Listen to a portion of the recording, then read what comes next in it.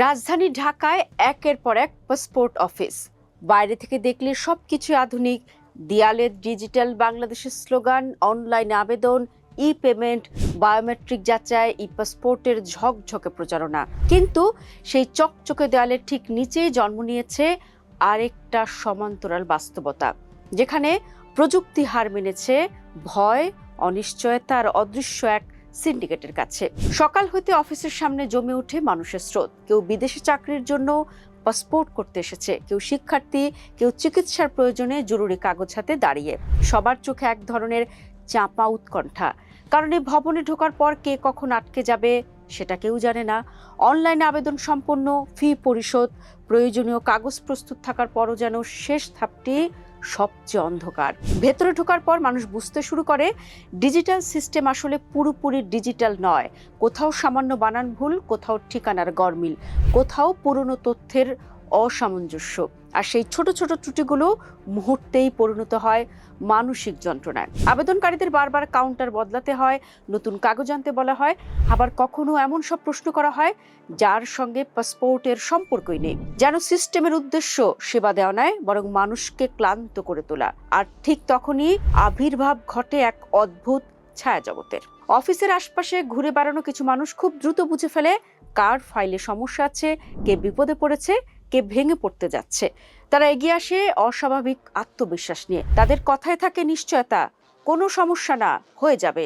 আর আশ্চর্যের বিষয় হলো, যেই কাজ একজন সাধারণ আবেদনকারী দিনের পর দিন ঘুরেও করতে পারেন না, সেটাই কিছু টাকার বিনিময়ে কয়েক মিনিটেই ম্যানেজ হয়ে যায়। এখানেই সবচেয়ে বড় প্রশ্ন উঠে আসে, যদি পুরো প্রক্রিয়া ডিজিটাল হয়, তাহলে এই দালাল চক্র এত শক্তিশালী হলো কিভাবে?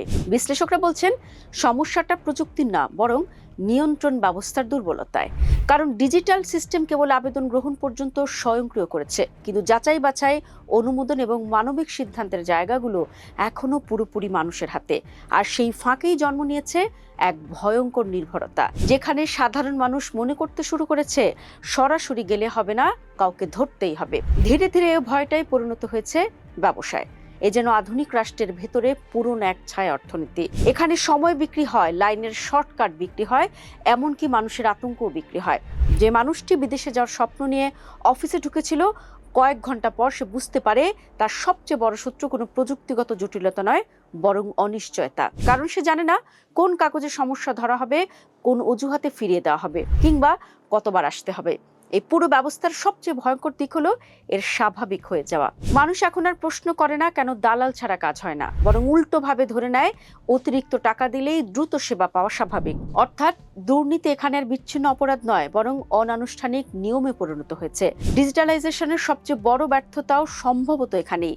প্রযুক্তি এসেছে, কিন্তু সেবার সংস্কৃতি বদলায়নি। আর এই বাস্তবতায় সবচেয়ে বেশি ক্ষতিগ্রস্ত হচ্ছেন সাধারণ মানুষ, যাদের অনেকে ধার করে পাসপোর্টের সরকারি ফি জোগাড় করেন, কিন্তু পরে বাধ্য হন আরো হাজার হাজার টাকা খরচ করতে। কেউ দিনের পর দিন অফিসে ঘোরেন, কেউ চাকরির ইন্টারভিউ মিস করেন, কেউ বিদেশ যাত্রার তারিখ পিছিয়ে দেন। একটা পাসপোর্ট যা হওয়ার কথা ছিল নাগরিক অধিকার, সেটাই অনেকের কাছে পরিণত হয় মানসিক নির্যাতনের অভিজ্ঞতায়।